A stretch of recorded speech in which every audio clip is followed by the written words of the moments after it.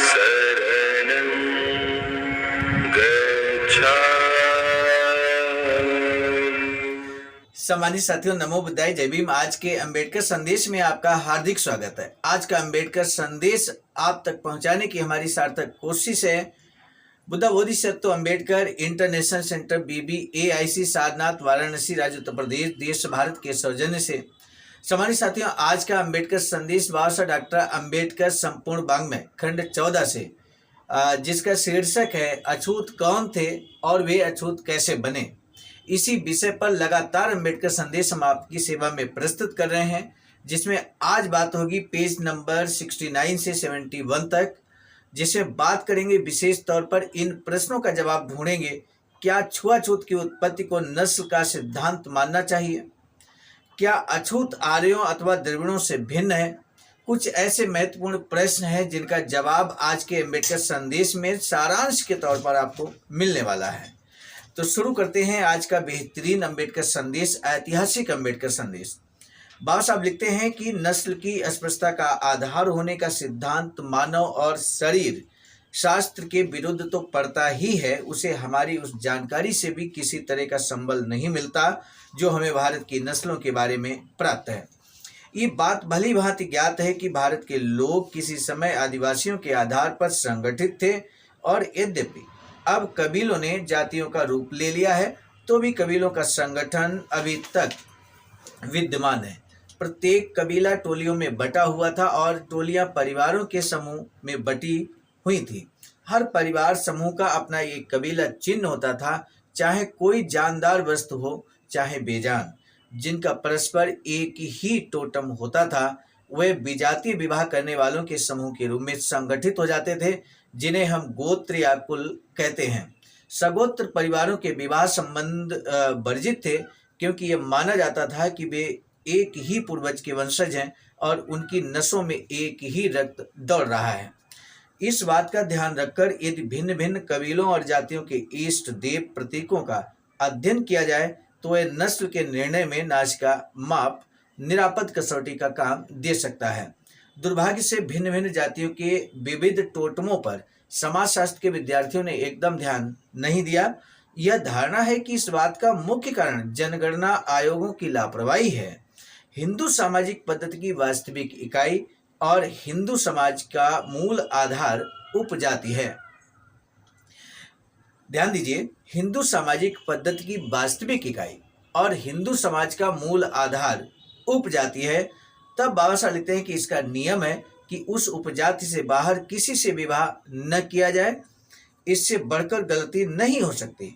हिंदू समाज इकाई उपजाति नहीं है, किंतु सजातीय विवाह प्रथा के नियम के आधार पर बना हुआ परिवार है। इस अर्थ में हिंदू समाज एक कबायली समाज है, वह उपजाति पर आधारित समाज नहीं है। हिंदू परिवार में विवाह के अवसर पर कुल और गोत्र के विचार को ही प्रधान महत्व दिया जाता है। जाति और उपजाति का विचार गौण है। हिंदू समाज के कुल और गोत्र का वही दर्जा है जो आदिम समाज में कबायली प्रतीकों यानी कि टोटमों का था।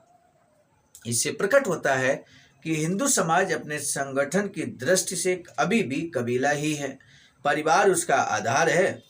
उसे सजातीय विवाह प्रथा के नियम को लागू करना होता है, तो इससे कबीलों के कुल और गोत्र पर आधारित विजातीय विवाह निषेध नियम का पालन करना होता है। इस बात को स्वीकार करना कि उपजाति की अपेक्षा पारिवारिक महत्व स्थापित होता है महत्वपूर्ण है। इससे हिंदू परिवारों में प्रचलित कुल और गोत्रों के नामों का अध्ययन आवश्यक है। इस प्रकार के अध्ययन से भारत के लोगों की नस्ल के निर्धारण के साथ अध्ययन में बड़ी सहायता मिलेगी। यदि भिन्न भिन्न जातियों के एक ही कुल और गोत्र हैं, तो कहना संभव होगा कि यद्यपि सामाजिक दृष्टि से ये जातियां भिन्न भिन्न हैं, किंतु नस्ल की दृष्टि से एक ही हैं। इस प्रकार के दो अध्ययन हुए हैं, एक महाराष्ट्र में श्री रिस्ले द्वारा और दूसरा पंजाब में रोज द्वारा। दोनों अध्ययनों का जो निष्कर्ष प्राप्त हुआ है, उससे इस सिद्धांत का एकदम खंडन हो जाता है कि अछूत आर्यों अथवा द्रविड़ों से भिन्न नस्ल के हैं। महाराष्ट्र की मुख्य आबादी मराठों की है। महाराष्ट्र के अछूत हैं। महाराष्ट्र के अछूत हैं। उन दोनों के नस्ली अध्ययन से पता चलता है कि दोनों एक कुल के हैं। वास्तव में एक रूपता इतनी अधिक है कि मराठों में भी शायद ही कोई एक भी ऐसा कुल हो जो महारों में ना हो। इसी प्रकार पंजाब में एक बड़ी जनसंख्या जाटों की है। मजहबी सिख अछूत गिने जाते हैं, उनमें अधिकांश चमार हैं। मानव शरीर शास्त्रीय खोज से प्रकट होता है कि दोनों के गोत्र समान हैं। ये सब बातें सही होने पर ये कैसे कहा जा सकता है कि आर्य भिन्न नस्ल के हैं। यानी कि यहाँ पर बाबा साहब बहुत स्पष्ट कह रहे हैं कि ये सब बातें सही होने पर ये कैसे कहा जा सकता है कि आर्य भिन्न नस्ल के हैं। जैसा कि मैंने कहा है कि यदि इन चिन्हों यानी कि टोटमों, कुलों और गोत्रों का कुछ भी अर्थ है तो इतना अर्थ तो होना ही चाहिए, जिनका एक ही टोटम है वे संबंधी होंगे।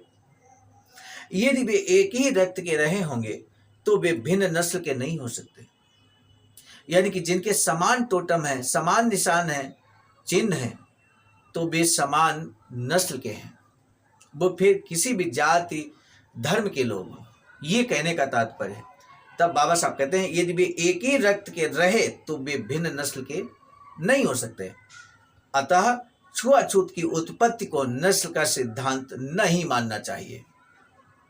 छुआछूत की उत्पत्ति को नस्ल का सिद्धांत नहीं मानना चाहिए, ये यहाँ पर बाबा साहब ने स्पष्ट तौर पर निष्कर्ष के तौर पर कह दिया है। तो इस तरह से सम्मानित साथी यहाँ पर दो आधार यहाँ पर छुआछूत के अध्ययन किए हम लोगों ने, और जिसमें दो आधारों में इसके अंतर्गत जो हम लोग बात कर रहे थे, छुआछूत की उत्पत्ति का आधार नस्ल का अंतर, क्या नस्ल का आधार है। दो आधार में पहला छुआछूत की उत्पत्ति का आधार नस्ल का अंतर, छुआछूत की व्यवसाय जन्य उत्पत्ति, जो अगले चैप्टर में हम लोग बात करेंगे। अभी हम भाग 3 के तहत छुआछूत की उत्पत्ति का आधार नस्ल का अंतर है, तो इस पर बात कर रहे थे। तो इसमें निष्कर्ष निकल कर यही आया कि बाबा साहब ने जो यहाँ एक तरह से प्रमाण प्रस्तुत किए हैं, उस आधार पर हम कह सकते हैं छुआछूत की उत्पत्ति को नस्ल का सिद्धांत नहीं मानना चाहिए। यानी कि नस्ल के आधार पर छुआछूत नहीं किया जाता है, ये यहाँ पर बहुत स्पष्ट ढंग से क्लियर हो जाता है। आज के अम्बेडकर संदेश का महत्वपूर्ण प्रश्न यही है कि इस अम्बेडकर संदेश का या इस चैप्टर का, जिसका नाम था छुआछूत की उत्पत्ति का आधार नस्ल का अंतर, तो इस पूरे चैप्टर का आपकी नज़र में एक लाइन में निष्कर्ष अगर लिखना हो तो आप क्या लिखना चाहेंगे, और ये अम्बेडकर संदेश के सापेक्ष आपको यही आंसर कमेंट सेक्शन में लिखना है। तो हमें आपके जवाब का बेसब्री से इंतजार रहेगा। एक बार पुनः हम प्रश्न रिपीट कर देते हैं। छुआछूत की उत्पत्ति का आधार क्या है, यानी कि इस चैप्टर का निष्कर्ष क्या है, आपको बताना है। तो आज के अम्बेडकर संदेश को अब हम यही रोकना चाहेंगे।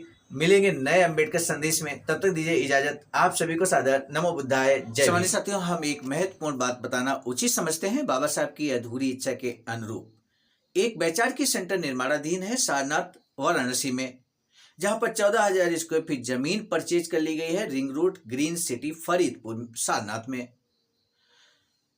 वैचारिक सेंटर के प्रशासनिक ब्लॉक का निर्माण कार्य कंप्लीट हो चुका है। शानदार बेहतरीन प्रशासनिक ब्लॉक का निर्माण पूर्ण हो चुका है। आगे अब मुख्य भवन को बनाने की बारी हम सबकी है, और इस हेतु आप दिए गए अकाउंट नंबर पर अपना अमूल्य योगदान कर सकते हैं। आज का अम्बेडकर संदेश हम लेकर उपस्थित हुए थे मिशन नायक बुद्ध मित्र मुसाफिर सर, राष्ट्रीय अध्यक्ष आवाज का नई दिल्ली की प्रेरणा में, और साथ ही साथ संकलन कथाक्रम में परम आदरणीय विजय कुमार बौद्ध जी, प्रांतीय कोषाध्यक्ष आवाज का बिहार। प्रस्तुत करता में मैं स्वयं सर्वजीत आर्य, राष्ट्रीय मीडिया प्रभारी IT सेल आवाज का नई दिल्ली। मिलेंगे नए डॉक्टर अम्बेडकर संदेश में, तब तक दीजिए इजाजत। आप सभी को सादर नमो बुद्धाय जय। सम्मानित साथियों, यदि आप हमारे इस चैनल आवाज का ऑफिशियल, जिस पर नियमित सुबह 5 बजे डॉक्टर अम्बेडकर संदेश आपको मिलता है, आप हमारे इस चैनल को सपोर्ट करना चाहते हैं, तो हमारा आपसे निवेदन है कि आप हमारे इस चैनल को सब्सक्राइब कर लें, वीडियो को शेयर, लाइक, कमेंट जरूर करें।